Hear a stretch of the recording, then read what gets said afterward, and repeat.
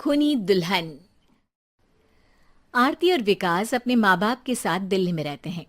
Journalist होने की वजह से विकास को बहुत बार काम के लिए देर रात तक ऑफिस में रहना पड़ता है, जिस पर ज्यादातर आरती जाग कर उसका इंतजार करती रहती है।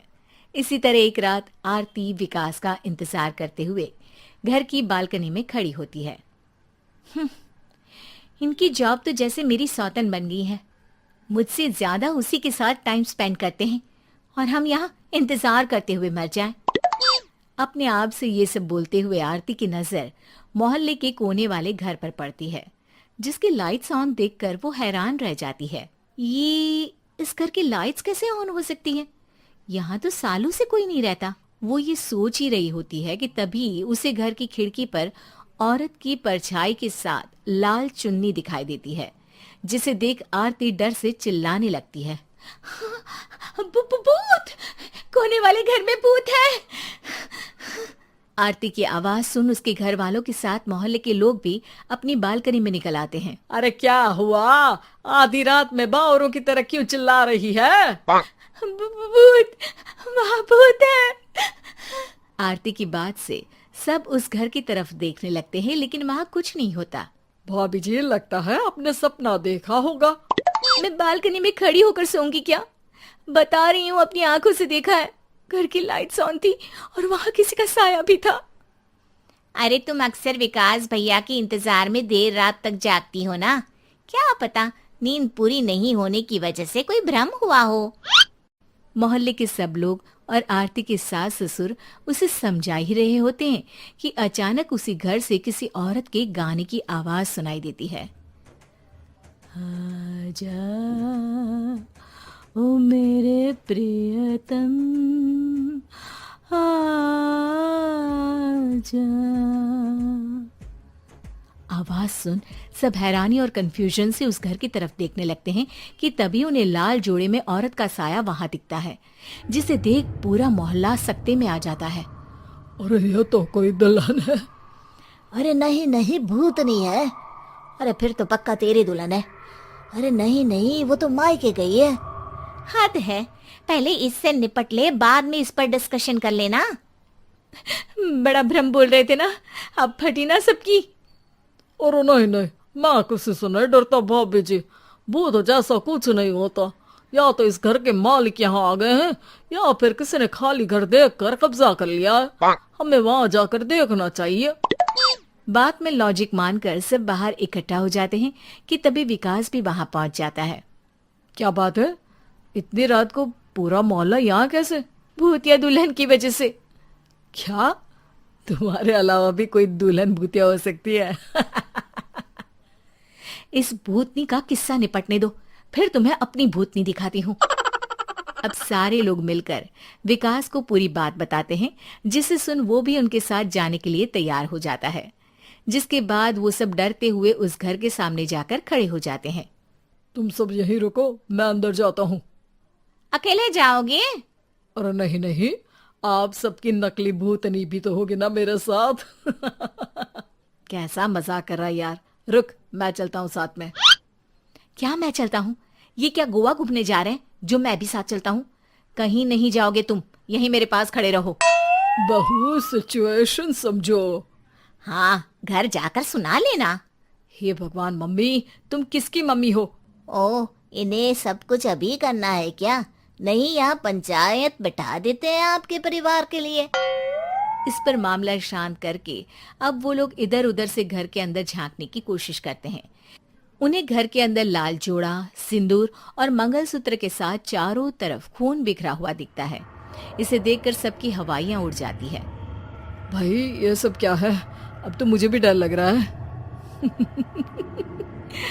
आ गए मरने, अब तुम्हें मुझसे कौन बचाएगा?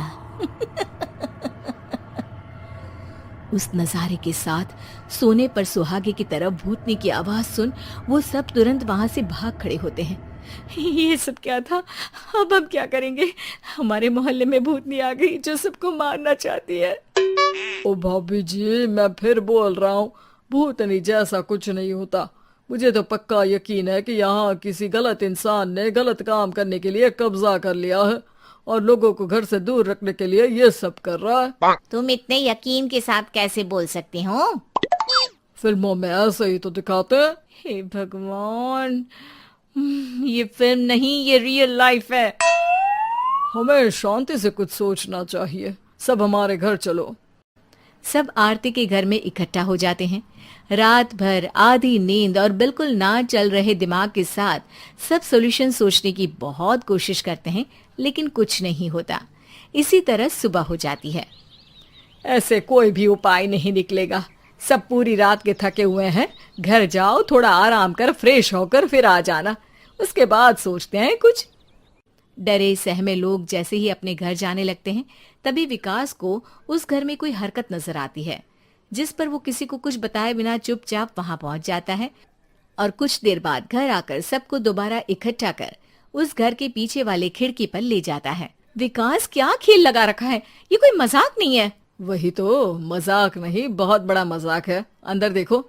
जैसे ही सब उस खिड़की से अंदर देखते हैं तो उनकी आंखें खुली की खुली रह जाती है। मूवी की शूटिंग!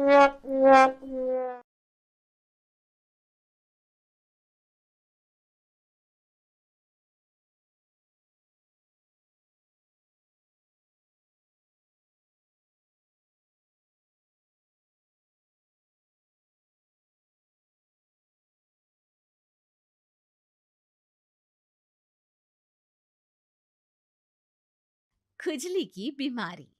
चल, मैं आती हूँ। खाना बना के रखना। अरे, फिर से कहाँ जा रही हो आप? पिछले 2 घंटे में 8 बार इधर उधर जा चुकी हो। अपने पाँव के टायर को ब्रेक लगाओ ना। अरे तू अपनी जुबान को ब्रेक लगा। तू कौन होती है मुझे रोकने वाली? अरे ज्वालामुखी जी, फटिए मत। मैं बस ये कह रही थी कि बिना बात के बाहर मत निकलो।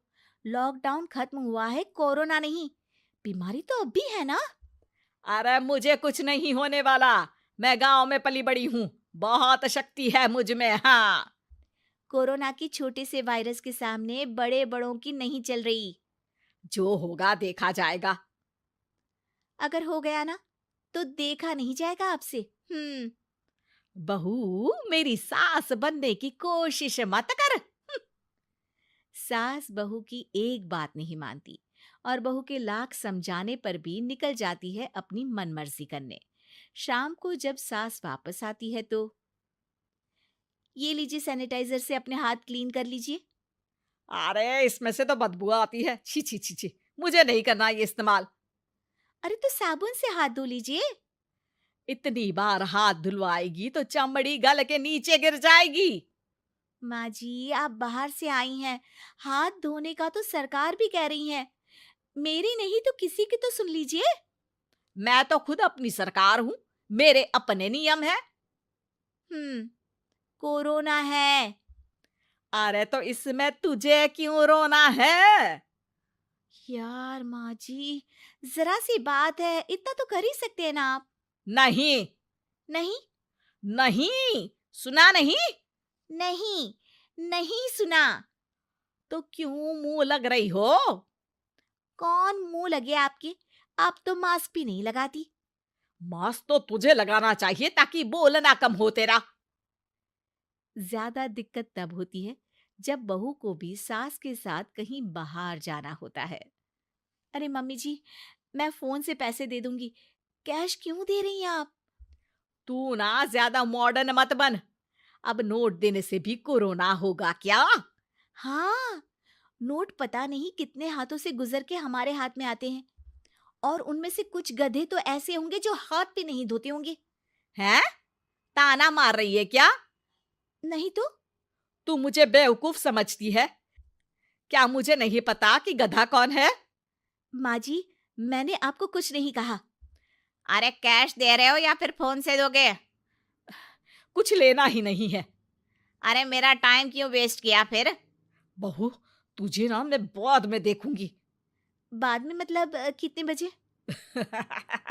बहू बड़ी मजाकिया है आपकी। और सास बहुत गुस्सेल है। एक फटका दूंगी ना। अरे सॉरी आंटी जी। बहू सास से परेशान होके बाजार से अकेले घर आ जाती है और अपने पति से कहती है, सुनिए जी, मेरी एक शिकायत है। आपकी मम्मी के बारे में। वाह, लोग बच्चे की शिकायत लेके मम्मी के पास जाते हैं, तुम मम्मी की शिकायत लेकर मेरे पास आई हो। तुम्हारी माँ है ना, बिना मास्क के बाहर जाती है, सैनिटाइज भी नहीं करती हाथ, और बिना काम के घूमती रहती हैं। अगर कोरोना हो गया ना तो दिक्कत हो जाएगी। अरे मैंने भी तो कहा ना उनसे एक दो बार, पर मम्मी मानती ही नहीं किसी की बात। मुझे ही कुछ करना पड़ेगा। अच्छा, क्या कर लोगी तुम? क्या कहा? नहीं, मेरा मतलब तुम क्या करने वाली हो? तुम बस मेरा साथ दो। अगले दिन जब सास कहीं से घूम कर आती है। माँ, मेरे शरीर पर कुछ हो रहा है, देखना। अरे ये तो खाज है। अरे मतलब खुजली।